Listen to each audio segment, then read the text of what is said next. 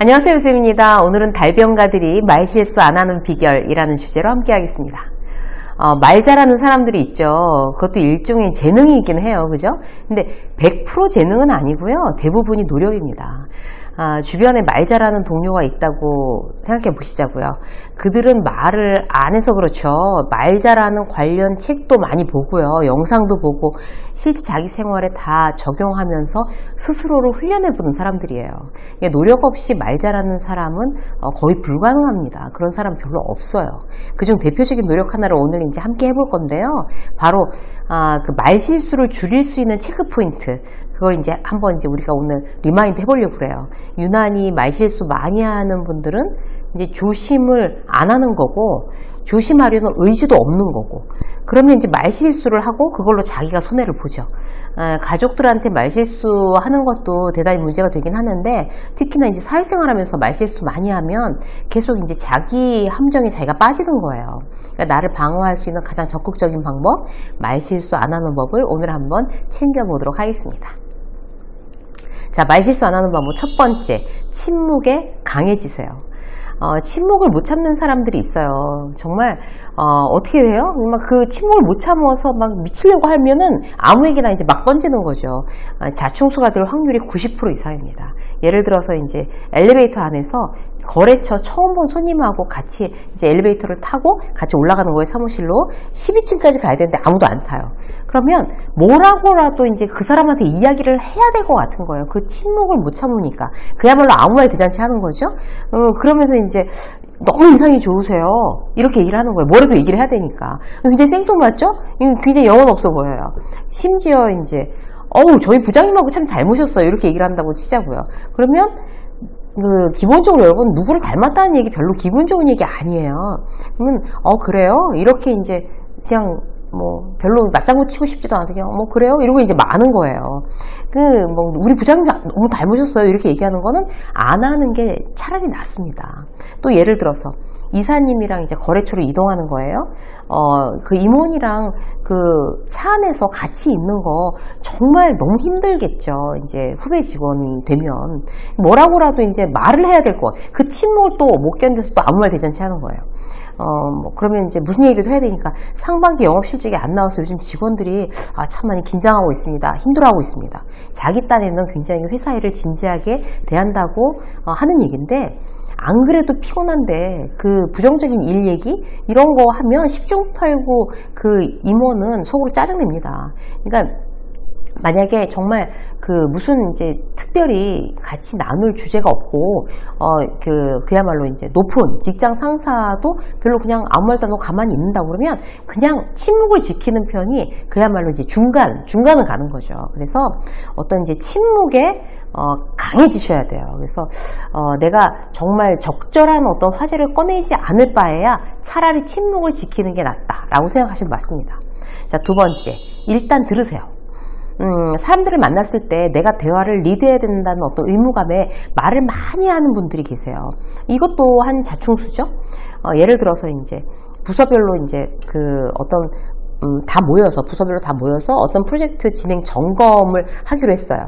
3시부터 이제 그 점검 회의를 시작하는 건데, 다 사람들이 모였는데, 지금 이제 회의를 진행해야 되는 우리 부장이 회의가 길어져서 15분만 기다려 달라고 연락이 온 거예요. 그럼 난감하죠. 이제 그 주관하는 부서는. 다들, 그 15분씩 이제 기다려야 되니까 막 짜증 낼 텐데. 그러면 자기 혼자 어떻게든지 이 15분을 때워야 된다고 생각을 하고, 이번 프로젝트의 진행상의 어려움, 우리 부서 생색내는 것처럼 15분을 막 혼자 떠들고 있으면 정말 듣는 사람은 이제 짜증나죠. 말을 정말 잘하는 사람들, 말로 사람들을 잘 설득하는 사람들은 어떻게 할까요? 이럴 때 가볍게 질문을 하는 겁니다. 그래서 예를 들어서 이런 거죠. 마케팅팀은 어제 회식 재미있으셨어요? 아침부터 마케팅팀 어저께 회식 대단했다고 소문 쫙 났던데요? 이렇게 가볍게 질문을 던지는 거예요. 비결이 뭐예요? 그렇게 재미있게 잘 놀 수 있는 비결이 뭐예요? 차라리 질문을 하면 다른 사람들도 마케팅팀 그렇게 잘 논다고 하니까 그래 비결이 뭘까 드러나 보자. 이제 이런 어떤 흥미가 생기잖아요. 그러면 이제 마케팅팀에서 막 얘기하는 거 이제 같이 듣고 같이 웃고 이런 거. 그래서 이제 이런 경우에는 어떤 이제 내가 어떤 시간을 막 때워야 된다. 그래서 막 15분 동안 내가 혼자 얘기를 해야 된다라고 생각하는 건 대단히 착각이고요. 실제로 이제 그들에게 말을 시키는 거. 그러니까 화제를 가볍고 좀 즐거운 걸로 골라서 질문을 던짐으로 해서 이 사람 저 사람 말할 수 있게끔 그렇게 자연스럽게 유도하는 게 그게 말 잘하는 사람들의 비결입니다. 그 사람들이 이제 얘기하면 나는 이제 질문해주고 리액션하고 재밌다고 들어주고 뭐 이런 게 훨씬 더 대화를 잘하는 사람의 방법이 되겠죠. 그래서 일단 듣는 쪽을 선택하시는 건 좋습니다. 세 번째, 쉽게 말하는 거예요. 그러니까 알아듣기 쉽게 표현하는 능력이 대단히 중요한 능력입니다. 그래서 이제 어떤 나의 어떤 그런 전문성, 유식함을 과시하려고 아무한테나 이제 어려운 단어만 골라서 쓰다가는 비호감으로 보이죠. 내가 뭐 굉장히 좀 전문적으로 보이려고 착각이에요. 그렇게 하면 전문적으로 보이지 않고 굉장히 말을 저 사람은 이제 좀 거만하게 하는구나. 이런 어떤 비호감이 들 수 있어요. 그리고 막 되지도 않는 영어 그냥 막 중간에 막 계속 섞어 쓰는 이런 경우에도 비호감의 대상이죠. 그런 정치인들 비웃음의 대상으로 막 그 신문에 막 나잖아요. 그러니까 자기가 어떤 분야의 전문가인데 거기에 대해서 그 문외한인 사람한테 설명할 때는 그 사람을 초등학생이라고 생각하고 기준을 그렇게 두고 설명하는 거, 이게 가장 좋은 방법입니다. 말을 장황하게 하는 사람은요, 자기가 그 내용을 잘 몰라서 그래요. 그러니까 누구한테 설교하듯이 후배들한테 왜 일장연설 하는 분들 있잖아요. 지루하고 힘들죠, 듣는 사람이. 그래서 지난번에 제가 이제 요새 이제 토크쇼 진행을 몇 번 했는데, 토크쇼를 하다 보면 그 리더들의 어떤 그 말하는 수준이 막 그대로 다 드러나요. 어떤 회사는 괜히 저 자리에 있는 게 아니야 싶을 만큼 굉장히 리더들이 조리 있게 제대로 얘기하는 사람들이 있고, 어떤 리더들은 이제 질문의 요지를 잘 이해를 못한 채로 굉장히 장황하게 얘기하는 경우가 있으면 진행하는 사람이 되게 이제 난감해지는 거죠. 그럼 이제 다시 중간에 끊고 다시 정리해서 얘기해줘야 되고 이제 이런 이제 상황들이 벌어진단 말이에요.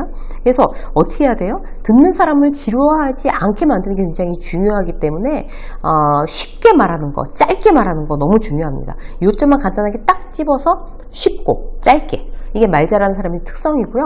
그렇게 말해야지 말실수하지 않습니다. 또 하나는요, 상대가 알아듣기 쉽게 명쾌하게 말하는 사람 있잖아요. 자기의 감정을 얘기하는데도 거침이 없어요. 그러니까 망설이지 않는 거죠. 이렇게 빙빙빙빙 돌려서 말하지 않는 거예요. 대표적으로 고마운 일이 생겼으면 고맙다고 대놓고 막 명쾌하게 고맙다고 얘기하고, 미안하면 내가 사과할 일이 생기면은 즉석에서 미안하다고 아주 깔끔하게 이렇게 얘기하고, 그러니까 어물어물 돌려 말하거나 뭐 이렇게 어떻게 이거를 새겨 들어야 되지? 상대를 당황하게 할 만큼 그렇게 돌려 말하지 않는다는 거죠. 명쾌하고 구체적으로 말하는 거, 이게 바로 쉽게 말하는 또 다른 방법입니다. 자, 네 번째는 뭔가 하면요, 바디랭귀지가 강해요. 그러니까 말을 잘하는 사람들, 말실수 안 하는 거는 어떤 건가 하면 상대를 오해하게 하면 안 되는 거잖아요. 그러면 말로만 하면 상대를 오해하게 하기 쉽죠. 그래서 몸짓, 손짓, 표정으로 다 활용해서 말하는 거, 이게 상대를 오해하게 할 확률을 확 떨어뜨리는 방법이에요. 그러니까 우리가 사실 그냥 전화로만 얘기하는 거, 이런 거보다 만나서 이렇게 눈을 쳐다보면서 얘기하는 게 훨씬 더 오해 확률을 떨어뜨리는 이유가 바디랭귀지를 같이 섞을 수가 있어서 그래요. 입으로만 말하면 전달이 애매한 순간에 적당히 몸을 쓰는 거 불필요한 오해 만들지 않죠. 예를 들어서 일단 상대의 말에 얼굴 표정으로 대답해 주는 거예요. 뭐 힘들었다고 그러면 막 안타까운 표정, 기쁜 이야기를 할 때는 같이 기뻐해 주는 표정. 그래야 상대가 지금 내 얘기를 잘 알아듣고 있구나 안심할 수 있습니다. 상대가 이제 창밖을 가리키면서 저쪽에 새로 오픈한 레스토랑 있잖아 이렇게 얘기했어요. 그러면 그 가리키는 방향을 같이 쳐다봐야 되는 거죠. 같이 손가락 가리키고 저 길 건너 거기? 막 이렇게 같이 바디랭귀지를 포함해서 이렇게 리액션을 해주면 훨씬 말하면서 이게 서로 잘 맞는다는 느낌이 들어요. 잘 통한다는 느낌이 듭니다. 그래서 들을 때뿐만 아니라 내가 얘기할 때도 마찬가지예요. 적당히 손을 써가면서 표정을 곁들여서 얘기를 하면 맛있다는 얘기할 때는 진짜 맛있는 것 같은 표정, 그리고 너무 궁금해 라고 하면 정말 궁금해하는 표정, 이렇게 표정이 풍부한 사람들이 상대를 훨씬 더 잘 이해시키고 공감시키고 이제 이런 어떤 재주가 있는 거죠.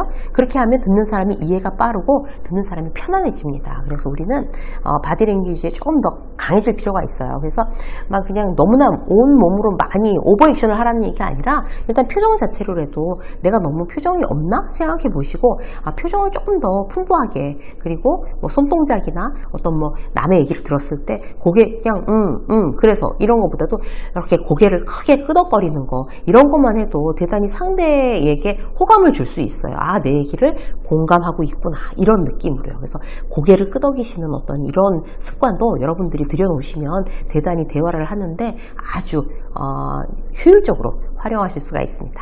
유세민 직장서 여기까지 하겠습니다. 고맙습니다.